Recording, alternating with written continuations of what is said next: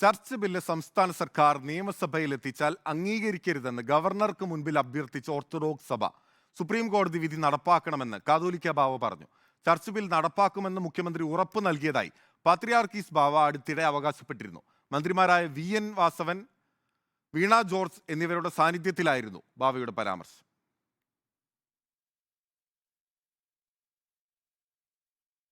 കഴിച്ച് ഒരു ഒത്തുതീർപ്പിനും നാം ഒരു നാളും കൂട്ടുനിൽക്കുകയില്ല. സുപ്രീം കോടതി വിധിക്കും സഭാ ഭരണഘടനയ്ക്കും ഉള്ളിൽ നിന്നുകൊണ്ടുള്ള സമാധാന ചർച്ചകൾക്ക് സഭ എന്നും തയ്യാറായിട്ടുണ്ട്, ഇന്നും തയ്യാറാണ്, നാളെയും തയ്യാറാണ്. പക്ഷേ സഭയുടെ അസ്ഥിവാരം തോണ്ടുന്ന ഒരു സമാധാന സമിതിക്കും ഞങ്ങൾ കൂട്ടുനിൽക്കുകയില്ല. ചർച്ച് ബിൽ വന്ന് ഞങ്ങളെ സഭയുടെ സ്വാതന്ത്ര്യവും തനിമയും നഷ്ടപ്പെടുത്താമെന്ന് വിചാരിക്കുന്നവർ മൂഢസ്വർഗത്തിലാണെന്നുള്ളത് വിചാരിച്ചിരിക്കണം. വേട്ടക്കാരൻ്റെ പട്ടിയെ ഉടുക്കുകൂട്ടി ഓടിക്കാൻ ആരും തയ്യാറാകരുത് എന്നുള്ളത്.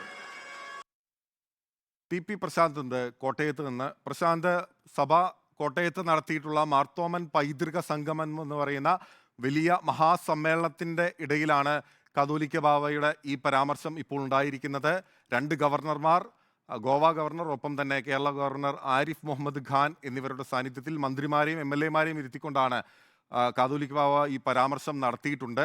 ലോക്സഭാ തെരഞ്ഞെടുപ്പിൽ ചർച്ച് ബിൽ പ്രധാനപ്പെട്ട ഒരു അജണ്ടയായി ഓർത്തഡോക്സ് സഭ മുന്നോട്ട് വെക്കും എന്നുള്ളത് ഏറെക്കുറെ ഉറപ്പാകുന്ന ഒരു പരാമർശമാണല്ലോ ഇപ്പോൾ സഭാ അധ്യക്ഷന്റെ ഭാഗത്തു നിന്നുണ്ടായിട്ടുള്ളത്. ഈ സ്റ്റേജിന്റെ ഫ്രണ്ടിലേക്ക് വരേണ്ടതാണ്. തീർച്ചയായിട്ടും ആ രീതിയിൽ തന്നെ വേണം ഇതിനെ വിലയിരുത്താൻ. എന്തായാലും സംസ്ഥാന സർക്കാർ കൊണ്ടുവരുന്ന ചർച്ച് ബില്ലിലും സുപ്രീം കോടതി വിധി നടപ്പാക്കാത്തതിലും ഓർത്തഡോക്സ് സുറിയാനി സഭയുടെ ആശങ്കകൾ പങ്കുവെക്കുന്നതായിരുന്നു കാതോലിക്ക ബാവയുടെ വാക്കുകൾ. എല്ലാ സമാധാന ചർച്ചയ്ക്കും സഭ തയ്യാറാണ്, എന്നാൽ സഭയുടെ അസ്ഥിവാരം തോണ്ടുന്ന പ്രവർത്തനങ്ങൾ ഉണ്ടായാൽ അത് അനുവദിക്കില്ല എന്നാണ് അദ്ദേഹം പ്രധാനമായും വ്യക്തമാക്കിയിട്ടുള്ളത്. ഒപ്പം നിയമം കേരള സർക്കാർ കൊണ്ടുവന്നാൽ അത് അംഗീകരിക്കരുത് എന്ന ഒരു അഭ്യർത്ഥനയാണ് ഗവർണർ മുഹമ്മദ് ആരിഫ് ഖാനോട് പ്രധാനമായിട്ടും ബാവ മുന്നിൽ വെച്ചത്.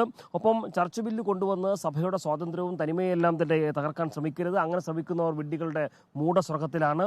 ഉടുക്കുകാരൻ്റെ പട്ടിയെ അല്ലെങ്കിൽ വേട്ടക്കാരൻ്റെ പട്ടിയെ വേട്ടക്കാരൻ്റെ പട്ടിയെ ഉടുക്കുകൊട്ടി പേടിപ്പിക്കരുത് എന്നായിരുന്നു പ്രധാനമായും ഇതുമായി ബന്ധപ്പെട്ട് ബാവ പറഞ്ഞത്. രണ്ട് മന്ത്രിമാരെ മുന്നിൽ നിർത്തിക്കൊണ്ട് അവരുടെ സാന്നിധ്യത്തിൽ തന്നെയായിരുന്നു ഈ ആശങ്കകൾ പ്രകടിപ്പിക്കുന്ന ഈ വാക്കുകളും വിമർശനങ്ങളും എല്ലാം തന്നെ ബാവയുടെ ഭാഗത്തുണ്ടായത്. എന്നാൽ എല്ലാവരും നിയമം അനുസരിക്കാൻ ബാധ്യസ്ഥരാണ്. അതുകൊണ്ട് തന്നെ ഭരണഘടനയെ അനുശാസിക്കുന്ന നിയമത്തെയും ഭരണഘടനയും സംരക്ഷിക്കാനുള്ള ബാധ്യത തനിക്കുണ്ട് എന്നുള്ള ഒരു ഉറപ്പാണ് ഗവർണർ ഇതുമായി ബന്ധപ്പെട്ട് നൽകിയിട്ടുള്ളത്. എന്തായാലും 1934 മലങ്കര സഭയുടെ ഭരണഘടനാ പ്രകാരം പള്ളികളിൽ ഭരണം നടത്താമെന്ന 2017 സുപ്രീം കോടതി വിധി വന്നിരുന്നു. ഈ വിധി നടപ്പാക്കണമെന്നുള്ളതാണ് സഭയുടെ പ്രധാനമായിട്ടുള്ള ആവശ്യം. എന്തായാലും ആ ആവശ്യത്തിനാണ് സഭ ഇപ്പോൾ കൂടുതൽ മുൻതൂക്കം നൽകിക്കൊണ്ട് മുന്നോട്ട് വെച്ചിരിക്കുന്നത്. പ്രത്യേകിച്ച് ഈ പൊതു തെരഞ്ഞെടുപ്പ് അടക്കം എത്തിയിരിക്കുന്ന ഒരു സാഹചര്യത്തിൽ ഈ ചർച്ച് ബില്ലും ഈ സഭയും സുപ്രീം കോടതി വിധിയും എല്ലാം വീണ്ടും ഒരു ചർച്ചയായി വീണ്ടും പൊതുരംഗത്തേക്ക് വരികയാണ്.